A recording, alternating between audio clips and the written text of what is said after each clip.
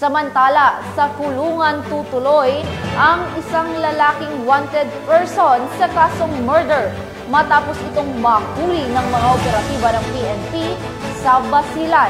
Nakibalita dyan si Patrol Woman Maricris Algabre. Timbre ng lalaking wanted person sa kasong murder sa Barangay Balubo, Lamitan City, Basilan nito lamang ika-16 ng Setyembre taong kasalukuyan. Kinilala ni Police Lieutenant Colonel Alan Imbinasing, Force Commander ng 1st Provincial Mobile Force Company, ang suspect na si alias Antek, 49 anyos na residente ng Barangay Campo 1, Lamitan City, Basilan.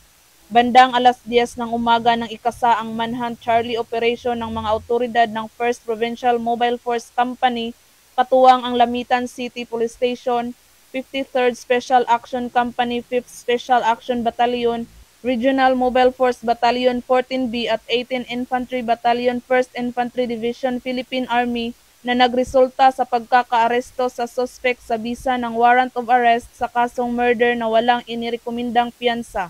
Samantala, ang suspect ay nasa kustudiya ng Lamitan City Police Station para sa dokumentasyon at tamang disposisyon.